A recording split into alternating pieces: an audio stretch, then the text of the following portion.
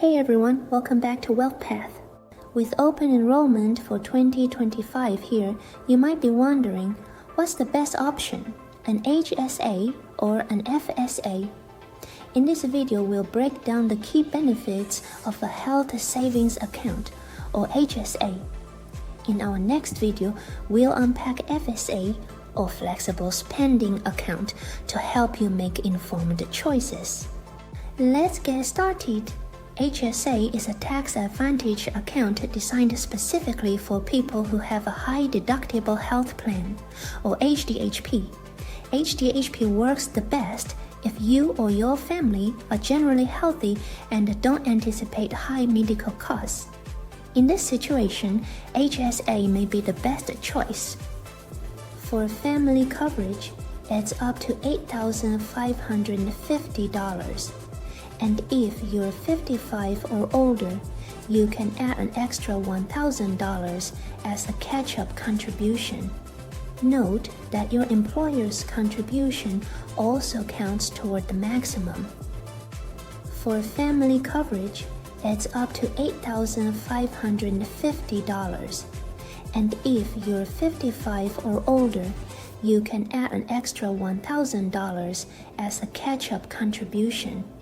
Note that your employer's contribution also counts toward the maximum. Now let's break down the triple tax advantage of HSA. First, your contributions are tax deductible. That means you pay less taxes. For example, if you're in the 22% federal income tax bracket and you contribute $8,550 to your HSA, it could potentially save nearly 30% in taxes for you. This includes federal taxes, Medicare and Social Security taxes, and the potentially state taxes that is about $2,500 saved. Note that in order to save the Medicare and Social Security taxes, your HSA contribution have to be deducted from payroll. If you contribute to HSA directly from your bank account, you would have already paid the Medicare and Social Security taxes. Here is a catch.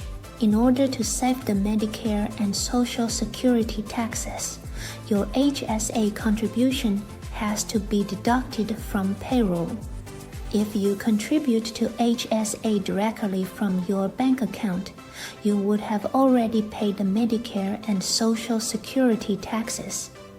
The second tax advantage is tax-free investment growth. Unused funds roll over year after year, so that you can best enjoy tax-free compound growth. The final tax advantage of an HSA is tax-free withdrawals for qualified medical expenses. As long as you use your HSA for qualified medical expenses, you do not pay any taxes. Plus, when you turn 65, you can use your HSA for non-medical expenses without any penalty. So basically, HSA will just turn into your 401k or IRA accounts. To wrap up, HSA is an ideal choice if you and your family are generally healthy, and it allows you to enjoy the long-term tax-free growth and save for future medical or retirement needs. Thanks for watching. If you found this video helpful, don't forget to like and subscribe. We will discuss FSA in our next video. Good luck with your benefits choices for 2025.